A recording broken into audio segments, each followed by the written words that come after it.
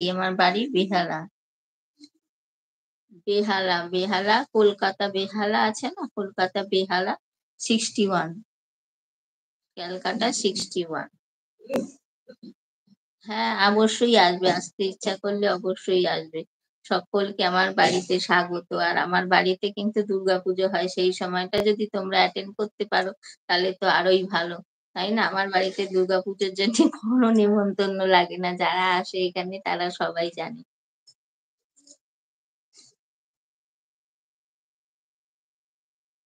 Good morning,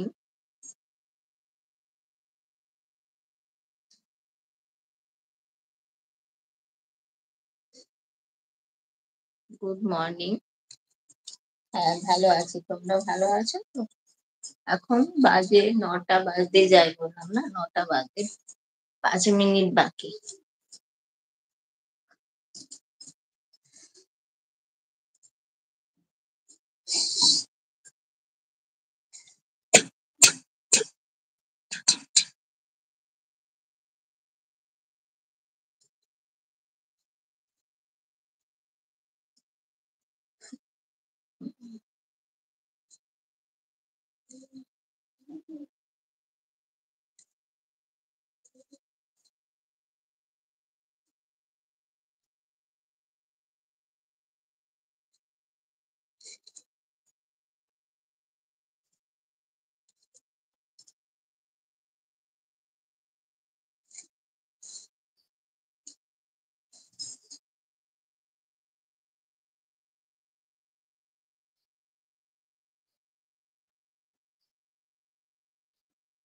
হ্যাঁ, good morning.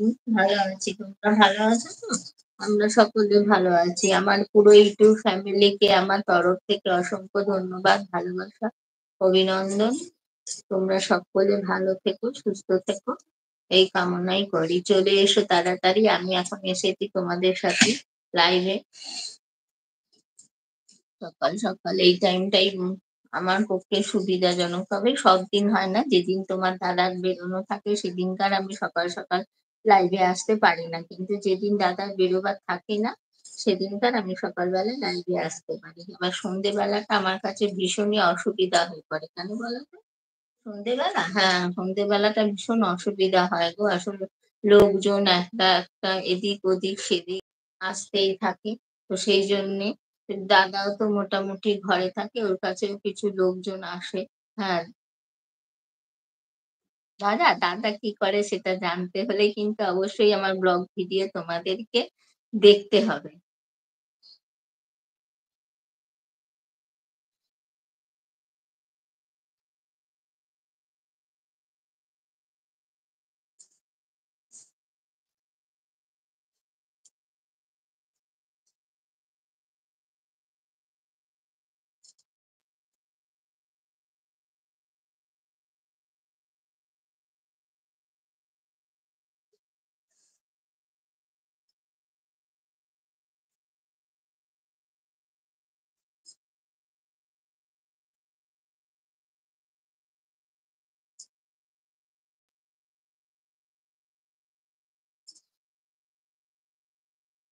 Good morning.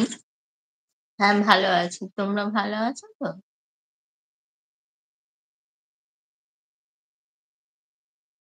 আমরা সবাই ভালো আছি।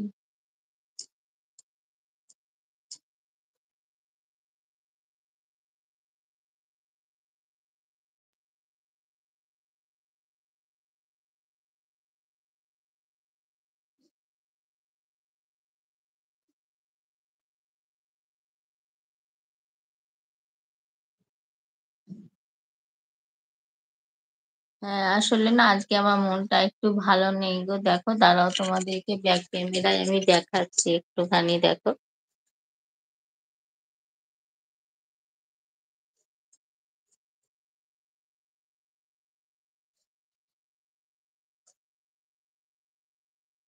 Good morning.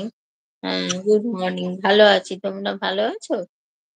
এখন তো সকাল ৯টা বাজে। আসলে আজকে আমি অনেক সকাল সকাল উঠেছি। আমার বাড়িতে কাজ হচ্ছে তো। তো সেই জন্য সকাল সকাল কাজগুলো গুছিয়ে নিতে হয়। তো সেই জন্য সকাল সকাল উঠে পড়েছিলাম। কাজগুলো মোটামুটি গোছানো হয়ে গেছে। এখন শুধু রান্না